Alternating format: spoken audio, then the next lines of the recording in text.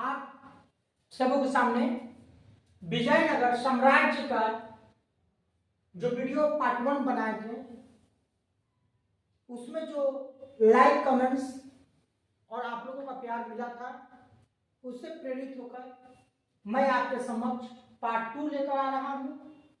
संगम वंश का जो कार्यकाल 1336 से 1485 ईस्वी था, वहां हरिहर प्रथम तक हम लोग चर्चा कर चुके थे। अब इस पार्ट में हम लोग हरिहर द्वितीय से चर्चा शुरू करेंगे। हरिहर द्वितीय का कार्यकाल 1377 से 1404 ईस्वी था। आपको इस वीडियो के माध्यम से इस टॉपिक को एक स्टोरी के समान सुनाने का प्रयास कर रहा हूं। इतना सारे अलग अलग टॉपिकों को आपके समक्ष रखा जा रहा है, ये जरूरी नहीं कि ये आपके पूरे दिमाग में उतर जाएगा, किंतु अगर आप एक कहानी की जैसा किसी भी वंश के बारे में सुनते हैं तो आपका लंबे समय तक वो आपके दिमाग में स्थिर रहता है। आपने पार्ट 1 में देख चुके हैं कि किस प्रकार से संगम वंश का स्थापना हुआ और वहां शासन व्यवस्था चला। अब हम लोग इसी का कड़ी को आगे बढ़ाते हैं, क्योंकि संगम वंश जो था 1336 से 1485 लंबा टर्म था और बहुत सारे अलग अलग शासक बने। अब उसी कड़ी को आगे बढ़ाते हुए हरिहर द्वितीय, जिनका कार्यकाल 1377 से 1404 ईस्वी था, इसमें हम लोग पढ़ेंगे। और आप देख पा रहे हो 1404 के बाद 1485 आने में काफी लंबा समय है, 80 साल का, 80 से 81 साल का समय अभी भी है। अभी उतना सारा इतिहास हमको बताना पड़ेगा, तो निश्चित तौर पे ये सारी बातें आप तो याद नहीं कर पाएंगे, लेकिन अगर आप बहुत ध्यानपूर्वक इसे कहानी की जैसा सुने तो शायद लंबे समय तक आपको ये आपके दिमाग में रहेगा और आप एसएससी एग्जाम में बैठ जाइए, सीजीएल में बैठ जाइए, स्टेट लेवल के एग्जाम में बैठ जाइए, चाहे वो झारखंड जेपीएससी हो या बिहार बीपीएससी होगा। आप एक बार मेरे वीडियो को देखने के बाद उन प्रश्नों पर ध्यान दीजिए जो आया हुआ पहले का जेपीएससी बीपीएससी क्वेश्चन है। अब वो बहुत सारी चीज जो है इसमें से निकल कर मिलेगा, यानी आपके लिए बहुत बड़ा नोट्स हो सकता है, आपके लिए बहुत बड़ा हथियार हो सकता है, आपके लिए बहुत बड़ा मटेरियल हो सकता है। चलिए हम लोग इस वीडियो को प्रारंभ करते हैं। हरिहर द्वितीय जो 1377 से 1404 ईस्वी का चर्चा है उसको बढ़ाते हैं लोग। हरिहर द्वितीय ने श्रीलंका के राजा से भी वसूल किया था। अब थोड़ा सा यहाँ पर आप देख सकते हैं कि इस वीडियो में एक चीज जो है वो आप समझ पा रहे होंगे कि जब आपको बताया जाएगा कि हरिहर द्वितीय जो है श्रीलंका के राजा से भी वसूल किया था, तो आप समझ पा रहे होंगे कि वसूल क्या किया होगा। निश्चित तौर पे वसूल किया होगा कर, ठीक है, जो यहां पर आपको थोड़ा सा मिसिंग दिख रहा है, छूट गया है कर। इसके लिए इसको हम लोग यहाँ पर नोट कर देंगे, आप नोट कर लीजिएगा। कर वसूल किया था। तो इस पॉइंट से आपको यह समझ में आ रहा कि हरिहर द्वितीय जो था श्रीलंका तक उसका शासन व्यवस्था था, क्योंकि वहां का राजा से जब कर वसूल कर रहा होगा तो निश्चित तौर पे इसका शासन व्यवस्था जो था विजयनगर साम्राज्य से श्रीलंका तक का होगा। एक चीज हुआ। दूसरा चीज आप पकड़ सकते हैं कि अगर मान लीजिए कि श्रीलंका के राजा से कर वसूल किया तो निश्चित नौसेना का गठन हरिहर द्वितीय के साथ किया गया होगा। अगर नौसेना का संबंध प्रश्न पूछ दिया जाए जेपीएससी बीपीएससी में तो आप बोलेगा हरिहर द्वितीय के समय में था, क्योंकि वो श्रीलंका के राजा से जब कर वसूलता था तो उस समय यह सुविधा उसके द्वारा दिया गया था। अब आगे बढ़ते हैं, सेकंड बिंदु पर देखते हैं। सफलतापूर्वक राज्य करने के बाद 1404 ईस्वी में हरिहर द्वितीय की मृत्यु हो गई। अब हरिहर द्वितीय का बहुत लंबा डिस्कशन नहीं था, 1377 से 1404 का ईस्वी का बाद था, जिसमें से आप देख पा रहे हो कि श्रीलंका के राजा से भी कर वसूल किया। और सेकेंड पॉइंट जो हम लोग लिए हैं उसमें दिखा रहा है कि 1404 ईस्वी में हरिहर द्वितीय की मृत्यु हो गई। अच्छा, हरिहर द्वितीय की मृत्यु हो गया 1404 ईस्वी में, तो निश्चित तौर पे शासन बदलेगा, शासक बदल जाता है। तो अब देखिए विरूपाक्ष प्रथम 1404 ईस्वी, जिसको आप जान सकते हैं कि ये राजतंत्र है ना, तो हरिहर द्वितीय की मृत्यु के बाद उसी का खानदान से किसी न किसी को राजा बनाया गया होगा। तो हरिहर द्वितीय का जो पुत्र था वो विरूपाक्ष प्रथम था, जिसके नाम पर आप देखे होंगे विजयनगर साम्राज्य में विरूपाक्ष मंदिर का भी चर्चा होता है, उस पर हम बाद में चर्चा कर लेंगे। विरूपाक्ष प्रथम 1404 ईस्वी का शासन होता है। अब 1404 ईस्वी का शासन है, तो अब इसको समझेंगे हम लोग थोड़ा सा। देखिए हरिहर द्वितीय का पुत्र था, ये विरूपाक्ष प्रथम जो था कौन था? हरिहर द्वितीय का पुत्र था। 1404 ईस्वी पिता की मृत्यु के बाद विरूपाक्ष प्रथम ने सिंहासन पर अधिकार कर लिया। यानी अगर आपसे पूछा जाए कि हरिहर द्वितीय के बाद 1404 ईस्वी में विजयनगर साम्राज्य यानी संगम वंश का शासक के तौर पर हम लोग किसको जानते हैं? तो विरूपाक्ष प्रथम को जानते हैं। राजगद्दी पर अधिकार करने के बाद शीघ्र ही विरूपाक्ष प्रथम अपने ही भाई बुक्का द्वितीय के द्वारा अपदस्थ कर दिया गया। यानी अगर बात किया जाए तो हरिहर द्वितीय का दो पुत्र था, पहला पुत्र का नाम आ गया विरूपाक्ष प्रथम और दूसरे पुत्र का नाम आ गया बुक्का द्वितीय। बुक्का जो हम लोग पहले पढ़े, हरिहर और बुक्का जो साम्राज्य का स्थापना किया वो अलग हुआ, वो पहले वीडियो में समझ लीजिएगा, हम उसमें बता दिए हैं कि प्रथम और द्वितीय क्या अर्थ होता है। और उसी चीज को अगर यहाँ पे रिपीट करते तो ये भी वीडियो बहुत लंबा हो जाएगा। तो जो चीज है आपको अगर नहीं समझ में आ रहा हो तो आप हमारा प्रथम वीडियो जाकर देख सकते हैं, वहां पे वो सारी चीजें क्लियर होती है। तो हरिहर द्वितीय का दो पुत्र हुआ, पहला विरूपाक्ष प्रथम जो गद्दी पर बैठा है 1440 ईस्वी में पिता की मृत्यु के बाद, लेकिन अपने भाई के द्वारा ही इसको राजगद्दी से अपदस्थ कर दिया गया, मतलब राजा जो बना था उसको हटा दिया गया और इस प्रकार उसका शासन बहुत ही अल्पकालीन रहा। किसका? अगर शासन अल्पकालीन 1404, इसीलिए तो यहाँ पे देखिए 1377 से 1404 कैसे भी चला, लेकिन 1404 क्यों चला? क्योंकि इसके भाई के द्वारा ही इसे गद्दी से अपदस्थ कर दिया गया था। इसलिए सबसे कम समय का अगर बात किया जाए तो विरूपाक्ष प्रथम का शासन था, इसको अल्पकालीन शासन कहा जा सकता है। अब हम लोग बढ़ते हैं बुक्का द्वितीय, क्योंकि हरिहर द्वितीय का भी पुत्र बुक्का द्वितीय था, जिसका शासन हम देख पा रहे हैं 1404 से 1406 ईस्वी। इसका भी जो शासन व्यवस्था था बहुत लंबा समय नहीं चला। अब विजयनगर साम्राज्य के राज सिंहासन पर बैठाए जाने के समय उसके भाई विरूपाक्ष प्रथम ने उसका विरोध किया था। यानी जब अपने भाई को राजगद्दी से हटाया तो निश्चित तौर पे मृत्यु तो नहीं हुआ ना, अपदस्थ कर दिया था, तो उसका विरोध करने वाला उसका भाई विरूपाक्ष प्रथम ही था। बुक्का द्वितीय केवल 2 वर्ष तक ही शासन कर सका, मतलब इसका भी अगर शासन व्यवस्था देखा जाए तो बहुत नहीं कर पाया, क्योंकि जब इसका भाई विरूपाक्ष प्रथम जब सिंहासन पर बैठा तो उसका भाई विरोध किया बुक्का द्वितीय और उसको अपदस्थ कर देता है, और जब बुक्का द्वितीय सिंहासन पर बैठता है तो उसका भाई उसका विरोध करने लगता है, जिसके चलते इसका भी शासन जो है केवल 2 वर्षों तक ही शासन कर सका। अब मतलब अब जो आप शासन व्यवस्था पढ़ेंगे बहुत छोटा छोटा कड़ी में आपको शासन व्यवस्था पढ़ने को मिलेगा, मजा भी आएगा। क्योंकि देखिए अब प्रश्न एग्जामिनर प्रश्न कहां से उठाएगा ये कोई नहीं जानता है। आप पढ़ते हैं संगम वंश 1336 1485, अब 1336 से 1485 क्या एक ही किसी के द्वारा शासन किया गया? एक ही राजा बना? नहीं ना बना, राजा चेंज होते गया है। तो निश्चित तौर पे छोटे छोटे कड़ियों में सब चीजों को लाया जा रहा है।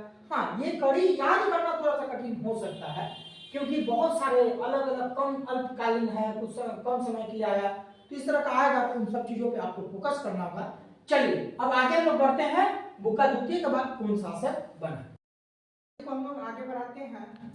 अब देखते हैं यहाँ पे अभी हम लोग देवराय प्रथम का चर्चा कर लेते हैं 1406 से 1422 ईस्वी।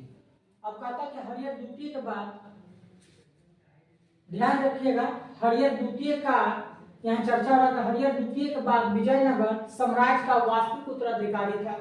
अगर हरिहर द्वितीय के बाद कोई शासक बना था तो कौन बना था? देवराय प्रथम बना था। अब यहाँ पे क्या कर रहा है कि हरिहर द्वितीय के बाद विजयनगर साम्राज्य का वास्तविक उत्तराधिकारी था, इसे अपने शासन काल में बहमनी सुल्तान फिरोज शाह के आक्रमण का सामना करना पड़ा था।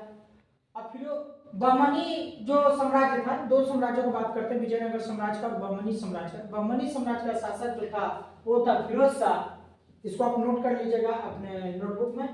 और विजयनगर साम्राज्य का जो शासक था वो हरिहर द्वितीय था। इन दोनों के बीच में आप शुरू से जान रहे हैं कि इन दोनों के बीच में युद्ध हमेशा चला, दोनों में कभी भी सामंजस्य स्थापित नहीं हो पाया। किंतु हरिहर द्वितीय के शासन काल में बहमनी सुल्तान जो था फिरोज शाह का आक्रमण होता है, और उस आक्रमण में देवराय हरिहर द्वितीय का जो है हार हो जाता है। अब देखिए फिरोज शाह बहमनी से पराजित होने के कारण देवराय प्रथम ने अपनी पुत्री का विवाह फिरोज शाह के साथ कर दिया था। यहाँ पर था कि फिरोज शाह से हार जाता है और हारने के बाद अपनी पुत्री का विवाह जो है फिरोज शाह के साथ कर देता है। ध्यान रखिएगा, देवराय प्रथम अपनी पुत्री का विवाह फिरोज शाह के साथ कर देता है। देवराय प्रथम ने राज्य में सिंचाई की सुविधा के लिए तुंगभद्रा नदी पर बांध बनाकर नहरें निकलवाई। ये सबसे महत्वपूर्ण होता है। आपसे पूछ देगा विजयनगर साम्राज्य में तुंगभद्रा नदी पर बांध बनाकर जो नहर निकालने का श्रेय जाता है वो किस शासक को जाता है? तो आप लिखिएगा देवराय प्रथम के द्वारा, क्योंकि सिंचाई जो है उस समय और अभी दोनों समय के लिए बहुत महत्वपूर्ण होता है। हमारा भारत का अर्थव्यवस्था जो है वो सिंचाई पर, कृषि पर ही निर्भर करता है और कृषि जो है सिंचाई पर ही निर्भर करता है, क्योंकि हम लोग यहाँ वर्षा का जो स्थिति है, बारिश का जो स्थिति है वो खेत के अनुरूप नहीं होता है, कृषि के अनुरूप नहीं होता है। इसलिए हम लोग बहुत ज्यादा डिपेंड अगर करते हैं, आश्रित हो जाते हैं तो वो सिंचाई पर हो जाते हैं। और देवराय प्रथम जो था वो तुंगभद्रा नदी पर बांध बनाकर नहर निकलवाता है और पूरे गांव में जो था वो नहर के माध्यम से ही सिंचाई की व्यवस्था कराता था। अभी वर्तमान समय में तो सिंचाई की व्यवस्था अलग अलग तरीकों से होता है। डैम के द्वारा भी जो पानी निकलता है उसको क्या बोलते हैं? डैम से जो निकलता है, डैम से जो पानी निकलता है, डैम के माध्यम से पानी निकल कर क्या जाता है उसको नहर के माध्यम से जाता है। जो अभी आप बहुत सारे शहरों में देखते भी होंगे कि अलग अलग जो है नहर का प्रयोग किया जाता है। उन नहरों में बहुत सारा पानी जाता है जो ग्रामीण इलाकों को पीने का पानी, नहाने के, मतलब बहुत सारे कामों में उपयोग कर पाते हैं। अभी भी ये व्यवस्था चलती है। इसके शासनकाल में ही इटली का यात्री, ये बहुत महत्वपूर्ण क्वेश्चन बनता है। क्या आपसे क्वेश्चन करता है निकोलो कोंटी 1420 में विजयनगर साम्राज्य का यात्रा पे आया था, उसमें शासक कौन था? तो याद रखिएगा आपका देवराय प्रथम था। देवराय प्रथम के ही समय में निकोलो कोंटी जो है वो इटली का जो यात्री था वो यात्रा पर विजयनगर पहुंचता है। इसके शासनकाल में इटली का यात्री निकोलो कोंटी 1420 ईस्वी में विजयनगर की यात्रा पर आया था। आगे बढ़ते हैं, देखते हैं कि देवराय प्रथम के दरबार में प्रसिद्ध तेलुगु कवि, आपसे पूछा जाएगा कि श्रीनाथ जो प्रसिद्ध तेलुगु कवि थे वो किसके दरबार में रहते थे? तो आपका जवाब होगा देवराय प्रथम। यानी बीपीएससी जीपीएससी का अगर एग्जाम दे रहे हैं तो निश्चित तौर पे क्वेश्चन आपसे मिला होगा, रूबरू हुआ होगा। आप इन क्वेश्चन को देख सकते हैं। आप लिए बहुत महत्वपूर्ण नोट्स हो सकता है विजयनगर साम्राज्य पर, क्योंकि हम लोग विजयनगर साम्राज्य का एक छोटे से पार्ट को कवर नहीं किए, बल्कि हमारा जो विजयनगर साम्राज्य जो 4 वंशों में विभक्त था उसमें आपका संगम वंश, तो संगम वंश को आप देख रहे होंगे कि 1336 से 1485 है। हर एक अलग शासन काल को अलग अलग राजाओं के नाम के द्वारा उनकी प्रमुख प्रसिद्धि और उनके दरबार में जो चीज होती थी उन सारे बिंदुओं को लेकर हम लोग आए हैं। जो आप देखे होंगे कि आपकी सुविधा के लिए हम लोग अलग अलग मार्कर का व्यवस्था किया था कि मार्कर के माध्यम से आपको हाईलाइटेड करें, मतलब कि आप जब वीडियो मेरा देखें तो वास्तु उत्तराधिकारी जाएगा तो फट से पकड़ लीजिएगा कि हरियर द्वितीय का बात हो रहा है। अब तुंगभद्रा नदी पर बांध बना दिया, आपके दिमाग में तुरंत सीधे घुस गया। किसका चर्चा करें? देवराय प्रथम का चर्चा करें। ये हाईलाइटेड हो गया, आपको हाईलाइट करके दिया जा रहा है, क्योंकि अब पेन का अगर एक पेन का प्रयोग करते तो सारा खिचड़ी टाइप का हो जाता, आपको समझ नहीं आता। अब देखिए 1422 ईस्वी में देवराय प्रथम की मृत्यु हो गई। अभी देवराय प्रथम की चर्चा हो रहा था। 1422 इसका जो लास्ट डेट है वो देखिए वो क्या है, इसकी मृत्यु का डेट है। तो 1422 ईस्वी में विजयनगर साम्राज्य किस शासक की मृत्यु होती है? तो आपका जवाब रहना चाहिए देवराय प्रथम की मृत्यु होती है। सबसे प्रसिद्ध जो अगर तेलुगु कवि की बात होता है, तेलुगु कवि श्रीनाथ किसके शासनकाल में आए थे? तो देवराय प्रथम हो जाएगा। एक इटली का यात्री जो है निकोलो कोंटी 1420 ईस्वी में विजयनगर साम्राज्य की यात्रा पर किसके शासनकाल में आया था? तो फिर आपका जवाब हो जाएगा देवराय प्रथम हो जाएगा। यानी ये जितना भी आपको हम कहानी के जैसा सुना रहे हैं, ये कहानी को आप सुनिए जरूर, लेकिन आप अपने नोटबुक में इसको जरूर नोट कर लीजिए, क्योंकि अति महत्वपूर्ण इतिहास का अगर सब्जेक्ट की बात करते हैं, इतिहास विषय की बात करते हैं और खास करके सिविल कंपटीशन की बात जब कीजिएगा तो बहुत सारे जगहों पर इन टॉपिकों से प्रश्न उठता है, क्योंकि विजयनगर साम्राज्य शुरू में ही बता चुके हैं हम कि हिंदुओं का साम्राज्य था, तो महत्वपूर्ण आपके लिए विषय वस्तु बन जाता है। और जो नोट्स हम लोग तैयार किए हैं, जो मटेरियल को हम लोग लाए हैं, बहुत हद तक प्रयास किए हैं कि उसके सारे यानी नींबू को जैसे निचोड़ दिया जाता है उस प्रकार से देवराय प्रथम को निचोड़ दिए हैं। अब जो भी क्वेश्चन बनेगा आपका यहीं से बनेगा। अब ये क्वालिटी आपके अंदर होना चाहिए कि ये निचोड़ का जो रस है आपके पास वो आपके जहन में, ज्ञान में उतर जाना चाहिए, तब हमारा जो मेहनत है वो सफल होगा। अगर हम केवल लिख रहे हैं, बोल रहे हैं, वीडियो बना कर आप देख रहे हैं, मतलब ही नहीं बनता ना। मतलब तब बनता है जब ये आपके दिमाग में उतर जाए, और जब आप किसी एग्जाम में बैठ रहे हैं, किसी दिन आप IPS आप वीडियो CO बन जाते हैं, तो उस दिन हम लोगों को लगेगा नहीं वाकई में मेहनत जो हमारा रंग लाया, किसी भी एक ऐसे विद्यार्थी को मदद मिल गया जो बहुत बड़े हाई इंस्टीट्यूट में नहीं जा पाते हैं, बेचारे घर से ही जाकर तैयारी करते हैं, क्योंकि हजारों ऐसे उदाहरण हैं जो अपने घर में बैठकर लोग तैयारी कर रहे हैं। क्योंकि आप जो तैयारी कर रहे हैं आपके नजर के सामने है ना, वो व्यवस्था दिखता है, वो मजबूरियां दिखती है, वो बड़े बड़े इंस्टीट्यूटों में नहीं देखने को मिलेगा। उन्हें क्या है, वो आपको एक आय का स्रोत समझते हैं। तो अगर आय का स्रोत समझेंगे तो समझिए फिर क्या मैंने बताएंगे, कैसे पढ़ाएंगे। लेकिन जब आप अपने मन से पढ़ते हैं, आप अलग अलग जगह से वस्तुओं को, मटेरियल को कलेक्ट करके पढ़ते हैं, तो निश्चित तौर पे आपकी मेहनत जो है वो ज्यादा सकारात्मक दिशा में जाएगा। और एक अच्छे गाइडलाइनर का तो आवश्यकता होता ही है। हम ये नहीं कहते कि पूरी दुनिया का जो व्यवस्था है वो गलत है, नहीं गलत है, लेकिन आपको चयन बहुत बढ़िया से सोच समझ के करना पड़ेगा, क्योंकि आपका समय बहुत मूल्य है ना। एक साल आप हमारा वीडियो देख रहे हैं और एक साल में हम आपको जीरो से हीरो नहीं बना पाए, बल्कि जीरो से और जीरो बना दिए। समझ आइए कि कितना बढ़िया हम वीडियो बनाने वाले होंगे, कितना बढ़िया आपको जानकारी देने वाले होंगे। ये इसका आकलन तो भाई आप ही लोग कर सकते हैं। हमारा केवल ध्येय यही है कि मटेरियल को लाएं और आपके सामने प्रस्तुत कर दें, आपको इस प्रकार से इसका कहानी सुना दें कि आपको सुनने में भी मजा आ जाए, और मजा से ज्यादा है कि सारा कंसेप्ट जो आपके दिमाग में उतर जाए। अब इसका फैसला तो आप लोग वीडियो देखने के बाद ही कर पाइएगा। वीडियो में अगर कमेंट लाइक बहुत ज्यादा होता है, सब्सक्राइब होता है, व्यूअर बढ़ता है, तो निश्चित तौर पर हम लोगों को लगता है कि जो हमारा मटेरियल था वो व्यक्तियों को समझ में आया। और अगर ऐसा होता है तो आपको पता हो जेनेटिक एक ऊर्जा मिलता है, एक ताकत मिलती है, जिसके माध्यम से हम लोग और भी जो महत्वपूर्ण टॉपिक्स है उसको लेकर आएंगे। अब आगे बढ़ते हुए यहाँ पे भी 1406 से 1422 की बातें हो रही थी, कुछ इंटरनल भी बातें हो जाती है बीच में, क्योंकि आपका समय और हमारा समय दोनों का बहुमूल्य है, और इसका यूटिलाइज किया जाए, अच्छे से उपयोग किया जाए, ताकि ना मेरा समय बर्बाद हो ना आपका समय बर्बाद हो। चलिए बढ़ते हैं। देखिए देवराय प्रथम हुआ, अब आ जाइए देवराय द्वितीय। यहाँ 1422 से 1446 ईस्वी के चर्चा है। देखिए देवराय प्रथम के बाद उसका पुत्र रामचंद्र 1422 ईस्वी में सिंहासन पर बैठा, परंतु कुछ ही महीने बाद ही उसकी मृत्यु हो जाती है। अब देवराय प्रथम का पुत्र कौन था? रामचंद्र था। अब आप सोच रहे हो कि देवराय द्वितीय 1422 से 1446 का बात हो रहा है और हम लोग चर्चा किसका कर रहे हैं? रामचंद्र का। तो आप समझिए बात को, देवराय प्रथम का जो पुत्र था वो रामचंद्र था और वो शासक बनता है, लेकिन उसकी मृत्यु जो है कुछ ही महीने बाद हो जाती है। तब उसका रामचंद्र के बाद उसका भाई देवराय प्रथम का दूसरा पुत्र जो है वीर विजय।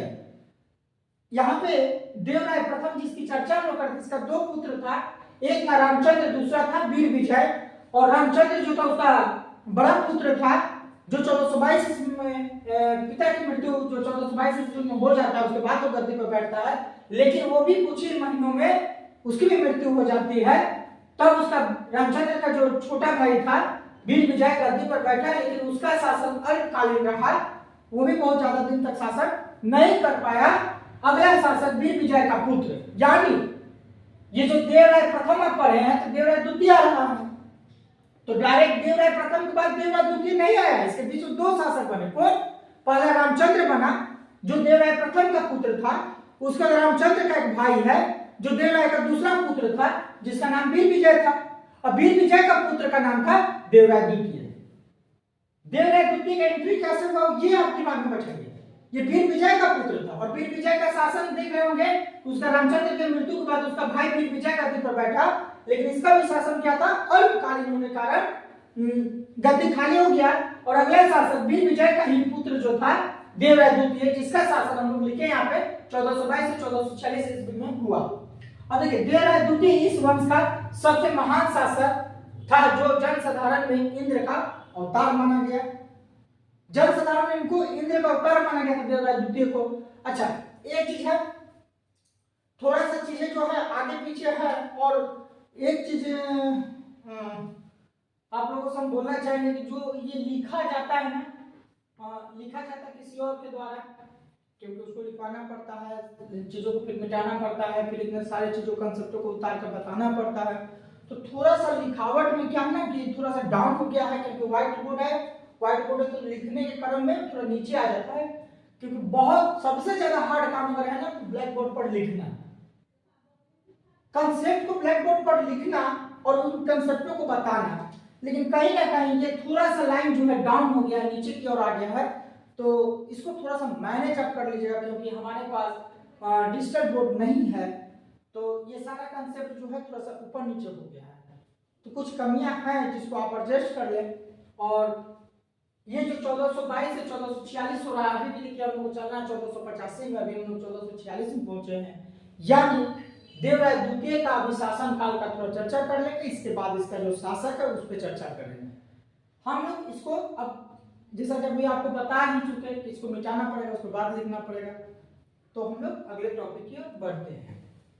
लोग आगे बढ़ते हैं। संगम 1336 1485, अब ये अपने समर्पण यानी समर्पित है ये आप लोगों को विजयनगर साम्राज्य की ओर से, क्योंकि विजयनगर साम्राज्य का ही भाग था, और ये संगम वंश इसलिए बड़ा चल रहा है कि 1336 से लेकर 1485 ईस्वी का शासन था। अब इसमें हम लोग बात कर रहे थे इसके पहले कि देवराय द्वितीय के मृत्यु के पश्चात उसका पुत्र जो था मल्लिकार्जुन विजयनगर साम्राज्य का स्वामी बना, यानी शासक बनता है, और जिसका कार्यकाल जो है 1446 से 1465 ईस्वी था। यह आपके लिए सबसे महत्वपूर्ण है। मल्लिकार्जुन का शासन क्या था? 1446 से 1465 ईस्वी था। बहुत ही महत्वपूर्ण है इतिहास में जो विजयनगर साम्राज्य पढ़ते हैं तो क्या करे, देवराय द्वितीय के बाद उसका पुत्र मल्लिकार्जुन जो था विजयनगर साम्राज्य का स्वामी बना, क्योंकि जो राजतंत्र व्यवस्था होता था वहां पे पिता के मृत्यु के बाद या पिता के बाद पुत्र को दे दिया जाता था। तो देवराय द्वितीय का मृत्यु हो जाता है, उसका पुत्र जो था मल्लिकार्जुन, उसे यह साम्राज्य सौंप दिया जाता है। अब आगे देखते हैं कि उसके समय में, किसके समय में? मल्लिकार्जुन के समय में उड़ीसा में बहमनी के आक्रमण में उड़ीसा ने कोटबिंदु एवं उदयगिरी के किले पर अधिकार कर लिया। ये विजयनगर साम्राज्य का मल्लिकार्जुन का अगर योगदान देखा जाए, उसकी प्रसिद्धि देखा जाए, तो ये सबसे बड़ी प्रसिद्धि थी। उसके समय में उड़ीसा में बहमनी के आक्रमण में उड़ीसा ने कोटबिंदु एवं उदयगिरी के किले पर अधिकार कर लिया। इसको उड़ीसा के गजपति शासकों ने बुरी तरह से पराजित किया था। अब यहाँ देखिए, यह सबसे महत्वपूर्ण बात कर सकते हैं कि जो विजयनगर साम्राज्य था, इसमें इनके पूर्वज जो थे वो साम्राज्य को एकदम आगे बढ़ाते चले गए। अब उसी क्रम में आप देख पा रहे होंगे कि देवराय द्वितीय का समय तक हम लोग बहुत सारे इनकी प्रसिद्धियों की बात किए थे कि इनके द्वारा जो कार्यकाल किया गया था उसमें बहुत सारी चीजों का निर्माण कराया गया। अब उसके पुत्र को जब बनाया गया तो पुत्र का जब समय आता है तो उसमें आप देखोगे क्या देखिए, उड़ीसा में बहमनी के आक्रमण, उड़ीसा में बहमनी के आक्रमण में उड़ीसा ने क्या किया? कोटबिंदु, जो कोटबिंदु किसका समय में विकसित हुआ था? वो आपका देवराय द्वितीय के समय में हुआ था। अब वीडियो को पीछे करके देख लीजिएगा, कोटबिंदु का जो था एवं उदयगिरी के किला जो था ये विजयनगर साम्राज्य के अंदर मारा था। अब ये काम चलाया है, थोड़ा सा फोकस इसको कर लीजिएगा कि ये जो था आपका उड़ीसा के शासक के पास चला गया, और उड़ीसा का शासन व्यवस्था क्या विजयनगर साम्राज्य में था? नहीं था। तो यहाँ पे ये शासक जो था, ये शासक के द्वारा कब्जा कर लिया गया कोटबिंदु एवं उदयगिरी का। तो अगर मल्लिकार्जुन का सबसे असफल चीज को देखा जाए तो हम क्या देख पा रहे हैं कि जो उसका कोटबिंदु एवं उदयगिरी का किला था उस पर किसी अन्य शासक का अधिकार हो गया। यह संगम वंश का अभी तक का सबसे, अगर देखा जाए तो क्या बोला जाए उसको, नकारात्मक चीजें थी। जो एक उन्नत शासक, जो एक अच्छा वंश का निर्माण किया, शासन व्यवस्था किया था, उसमें कहीं ना कहीं प्रश्नवाचक चिन्ह का कार्य मल्लिकार्जुन के द्वारा कर दिया गया। आपसे पूछा जा सकता है उड़ीसा ने कोटबिंदु एवं उदयगिरी के किले पर अधिकार किसके शासनकाल में कर लिया? तो आपका जवाब होगा मल्लिकार्जुन के शासनकाल में हो गया था। और मल्लिकार्जुन कहाँ का शासक था? तो विजयनगर साम्राज्य का था। चलिए, इसको उड़ीसा के गजपति शासकों ने बुरी तरह से पराजित किया था। अगर मल्लिकार्जुन को कौन पराजित किया था तो ध्यान रखिएगा कि उड़ीसा के जो शासक थे गजपति, उनके द्वारा इनको पराजित किया गया, यानी बुरी तरह से हार गए थे। आगे बढ़ते हैं। कुछ समय के बाद चंद्रगिरी के नरसिंह साल्लू ने उसका सिंहासन उससे छीन लिया। अब आप ध्यान दीजिए, हम लोग चल रहे थे संगम वंश। अब जब हम लोग विजयनगर साम्राज्य की बात किए थे तो बोले थे कि 4 भागों में बांटा गया था, संगम वंश, सालू वंश, तुलु वंश, तुलु वंश, सालू वंश, तुलु वंश और अडविडु। तो आप देख पा रहे होंगे कुछ समय के बाद चंद्रगिरी के नरसिंह साल्लू ने, यहाँ पर ध्यान दीजिए, एक नया वंश का नाम आ गया नरसिंह साल्लू। साल्लू ने उसका सिंहासन उससे छीन लिया। किससे? मल्लिकार्जुन। यानी संगम वंश का पतन का पूरा दायित्व तो किसको जा रहा है? मल्लिकार्जुन का जा रहा है, जो इतना बड़ा संगम वंश चला था। अब वो अपने पतन की ओर आने लगा, क्योंकि एक नया वंश का यहाँ पे नाम आ रहा है नरसिंह साल्लू ने उसका सिंहासन उससे छीन लिया। नरसिंह साल्लू मल्लिकार्जुन का सामंत था। यानी अब पूछा जाएगा नरसिंह साल्लू कौन था, कहां से आ गया? तो आया कहीं से नहीं, ये मल्लिकार्जुन का सामंत था। यानी जो जमीन होता था उसका देख रेख करने का जिम्मा नरसिंह साल्लू को जाता है। और हर लोग जो है अपने मालिक को गिराने का या मालिक के गद्दी को हासिल करने का सपना जरूर देखता है, और उस वह सपना नरसिंह साल्लू के द्वारा देखा गया और जिसको हासिल करने में भी क्या हुआ? कामयाब हो गया। अब ध्यान दीजिए, हार के इस अपमान को न सह पाने के कारण 1465 ईस्वी में उसकी मृत्यु हो गई, जब वो मल्लिकार्जुन यानी इनके पुश्तैनी के द्वारा जो जीत का सिलसिला था वो चल रहा था। उस सिलसिला में नरसिंह साल्लू के द्वारा जब आक्रमण कर दिया जाता है और उसका सिंहासन छीन लिया जाता है, तो इस चीज से चिंतित होकर अंत में जो है मल्लिकार्जुन 1465 ईस्वी में उनकी मृत्यु हो जाती है। और इस प्रकार से मल्लिकार्जुन का जो 1446 से 1465 का शासन था वो खत्म हो गया। पहले क्या था? उड़ीसा के द्वारा शासन व्यवस्था छीन लिया गया, कोटबिल्ली एवं उदयगिरी का किला को कब्जा कर लिया गया। फिर उसके बाद नरसिंह साल्लू ने उसका सिंहासन को छीन लिया। अब सवाल ये भी आता है कि नरसिंह साल्लू कौन थे? तो नरसिंह साल्लू जो थे मल्लिकार्जुन का सामंत था। इसको दम दिमाग में रखिएगा, बहुत इंपॉर्टेंस आपके लिए हो जाता है। अब हम लोग बढ़ते हैं, एक कड़ी यहाँ पे है विरूपाक्ष द्वितीय 1465 से 1425 ईस्वी। अब क्या करें? विरूपाक्ष द्वितीय 1465 से 1485। हम लोगों को 1485 तक जाना था, 1336 हरियर और बुक्का से स्टार्ट किए थे, हरियर से, और 1485 में आ गए। 1485 कहाँ पे आ गए? विरूपाक्ष द्वितीय के द्वारा। मानते हैं विजयनगर साम्राज्य में विरूपाक्ष मंदिर भी था, लेकिन यहाँ पे विरूपाक्ष द्वितीय जो था वो शासक था। वो 1465 से 1485 ईस्वी का शासनकाल था उसका। विरूपाक्ष द्वितीय 1465 से 1485 संगम वंश। थोड़ा ध्यान दीजिएगा, लिखने क्रम में यहाँ देखिए थोड़ा सा वंश में गड़बड़ी हो गई, क्योंकि चीजों को लिखना है फिर समझाना है, सब चीजों पर ध्यान रखना पड़ता है। कुछ चीजें मुंह से निकल भी जाती है, कुछ चीजें जो लिखा हुआ है, तो इन सब चीजों को कॉम्बिनेशन बना लीजिएगा, क्योंकि इतने चीजों को लिखना फिर बोलना, समझाना और समझाना भी तो इस बेहतर तरीके से समझाना कि ये पूरा फिगर जो है आपके दिमाग में चला जाए। अब विरूपाक्ष द्वितीय जो था 1465 से 1485 संगम वंश का अंतिम शासक था। ठीक है, इसका स्थापना हरियर और बुक्का के द्वारा हुआ था। और अगर पूछे कि संगम वंश का अंतिम शासक कौन था, तो आपके दिमाग में जाना चाहिए विरूपाक्ष द्वितीय, जिसका कार्यकाल 1465 से 1485 था। अब देखिए 1485 ईस्वी में विरूपाक्ष की हत्या कर दी गई और संगम वंश समाप्त हो गया। इस प्रकार से आप देख पा रहे होंगे कि 1485 में जब विरूपाक्ष की हत्या कर दी गई तो यहाँ पर हमारा संगम वंश का समापन हो गया, क्योंकि समापन का कहीं ना कहीं गंध जो था नरसिंह साल्लू के द्वारा हो गया था। और इस प्रकार से हम लोग आज जो है अपने संगम वंश यानी विजयनगर साम्राज्य के अंतर्गत में जो पहला वंश था संगम वंश, उसको लेकर चल रहे थे। उस वंश के कड़ी को पूरी तरह से कंप्लीट करने के क्रम में, क्योंकि ये इतना लंबा चौड़ा था और इसको बताना भी महत्वपूर्ण था, क्योंकि ये जो चीजें हम पढ़ रहे हैं ना, वो हमारा स्टेट लेवल जो सिविल सर्विसेज होती है उनके लिए कहीं ना कहीं महत्वपूर्ण है। जो सिविल सर्विसेज एग्जाम हुए हैं, आप उन एग्जामों में जाकर इन प्रश्नों को देखिए। बीच का प्रश्न जो उठता है, अगर आप पढ़ लीजिए पूरा विजयनगर साम्राज्य पढ़ लीजिए, आपको जनरली हल्का फुल्का कोई कहानी सुना देगा। लेकिन अगर बोल दिया जाए कि कोटबिंदु एवं उदयगिरी का किला पर अधिकार किसके द्वारा किया गया, तब आपका जवाब होना चाहिए उड़ीसा का जो गजपति शासक थे, गजपति का उनको उपाधि दिया गया था उड़ीसा के शासकों को, तो गजपति शासकों के द्वारा इन कोटबिंदु और उदयगिरी पर अधिकार कर लिया गया। तो ऐसे प्रश्न जो है ना वो बीच से ही उठते हैं, और हम लोगों का टारगेट भी है कि आपको जो बीच का मटेरियल जो बहुत सारे बुकों में स्किप कर दिया जाता है, उन मटेरियलों को यहाँ पर लाया जाए और वो आपको प्रोवाइड कराया जाए जो सहज सरलता रूप से मिल सके। ये वीडियो आपका खत्म हो जाएगा और पता चलेगा कि सारा चीज वहीं को वहीं धरा रह गया, तो ऐसा गलती आप ना करें। इस वीडियो को आप स्किप कर सकते हैं, आप इसको पॉज कीजिए, स्क्रीनशॉट ले लीजिए, उसके बाद अपने नोट्स बुक में इसको नोट कीजिए, और इस पर क्या कीजिए ना, जब भी आप किसी नए साम्राज्य के बारे में पढ़ें तो निश्चित तौर पर पिछले साम्राज्य का एक बार अध्ययन कर ले, पुनरावृत्ति जरूर कर ले, ताकि इसको समझने में बताने में आपको बहुत आसानी हो जाए। अब आप ध्यान दे पा रहे होंगे 1336 से 1485 है।